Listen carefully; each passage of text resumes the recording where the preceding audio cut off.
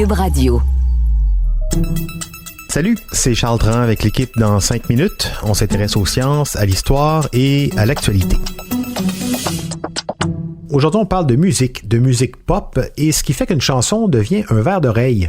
On entend souvent des musiciens raconter, quand on leur demande d'expliquer les raisons du succès de telle ou telle chanson, que ils savent pas trop, que s'ils connaissaient la recette, ils la reproduiraient tout le temps.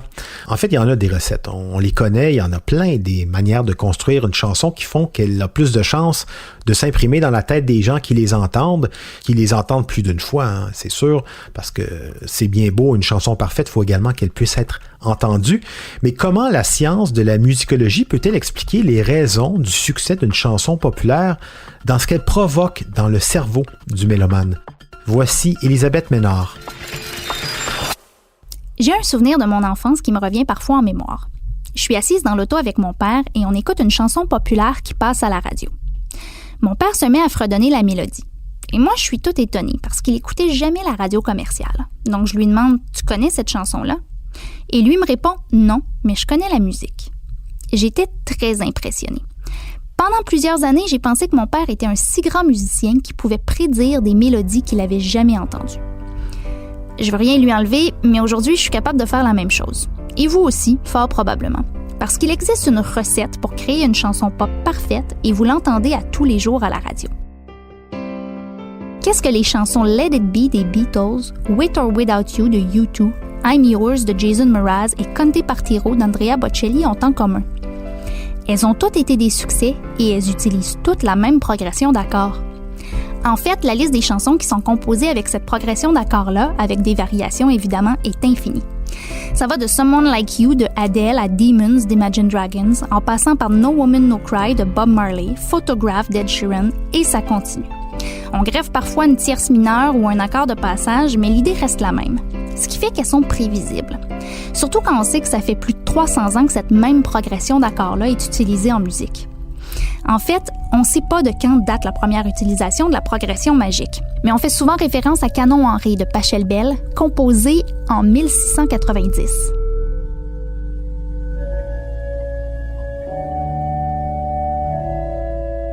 Des chercheurs de l'université McGill ont découvert que c'est l'anticipation d'une structure musicale familière liée à des éléments novateurs qui stimulent la sécrétion de dopamine dans notre cerveau, qu'on appelle l'hormone du bonheur. Ce qu'on aime comme musique est donc influencé par ce qu'on a entendu le plus souvent dans notre vie, ce que les chercheurs appellent notre historique musical. Et comme la musique pop est omniprésente, l'industrie encourage et perpétue notre goût pour ce style musical-là, et pour la progression d'accords magiques qu'on entend encore et encore. D'ailleurs, une étude de l'université Harvard a démontré que les chansons du top 10 sont diffusées à la radio plus de 2 fois plus souvent qu'il y a 10 ans. Les mélodies qu'on a entendues dans notre vie influencent notre cortex auditif, où sont stockés nos souvenirs musicaux. En se basant sur ça, notre cerveau va créer des règles qui vont lui permettre de mieux décoder les nouvelles pièces de musique. Mais je vous rassure, il ne suffit pas qu'une pièce soit familière pour qu'elle ait du succès. D'autres éléments ont été identifiés par des chercheurs à travers les années. Et ce qui fait consensus, outre la familiarité, c'est que la chanson doit durer en moyenne 3 minutes et être simple autant dans la structure harmonique que dans les paroles. En fait, les paroles devraient être assez simples pour être bien comprises par un enfant de 4e année. Beaucoup de chansons populaires sont composées d'un seul mot qu'on répète plusieurs fois ou de quelques mots simples et faciles à retenir. Un des meilleurs exemples, c'est « Hello » d'Adele. « Hello », c'est un des mots qu'on emploie le plus souvent dans notre vie si on est anglophone. Et en fait, on n'a même pas besoin de parler anglais pour savoir ce que ça veut dire. C'est universel. Au Québec, beaucoup de refrains mémorables sont basés sur un ou des mots simples à retenir. On peut penser à « Jaloux » de Michel Rivard, « Polaroid » d'Alex Nevsky, « Je t'aime comme un fou » de Robert Charlebois, « Provoquant » de Marjo, « Ça va » d'Émile Bilodeau. Il y a aussi Bleu Jeans Bleu qui a réussi un tour de force avec son coton ouaté. Hey, fais-tu frette? On est-tu bien juste en coton ouaté? Hey, il a l'air de faire frette. T'es-tu bien dans ton coton ouaté? On répète presque la même chose à quelques petites variations près. C'est du bonheur pour notre cortex auditif. Donc, vous connaissez maintenant la recette de la chanson pop parfaite. Mais il y a un piège. Parce qu'il ne suffit pas de l'appliquer à la lettre pour obtenir un succès. Rebecca Black nous l'a bien démontré en 2011 avec la chanson Friday. Oui, la chanson fait le tour du monde, mais pour les mauvaises raisons. Elle applique pourtant tous les éléments de la chanson parfaite.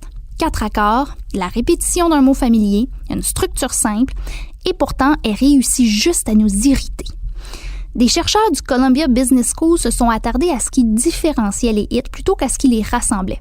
Et ils se sont rendus compte que les chansons populaires ont des similarités, oui, mais elles ont toute une singularité aussi. Que ce soit la profondeur de la voix d'une Adele ou la puissance d'un Robert Charlebois, l'introduction de nouveaux sons, comme c'est le cas dans l'œuvre de Michael Jackson, l'interprétation d'une Taylor Swift ou la capacité à capturer l'air du temps des Beatles, tous les hits sont novateurs à leur façon. Au-delà des recettes et des formules mathématiques, il y a aussi des artistes extraordinaires qui réussissent à traduire leur époque.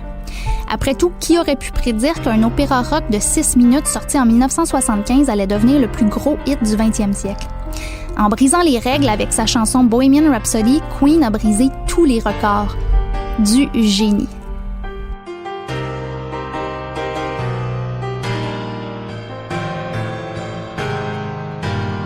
Ah oui, une grande chanson. Et heureusement qu'il y en a qui sortent des recettes, sinon ça serait vraiment très ennuyeux. Et d'ailleurs, c'est sans doute aussi une des principales raisons de son énorme succès. C'est une chanson qui étonne. Merci Elisabeth Ménard, c'était en 5 minutes.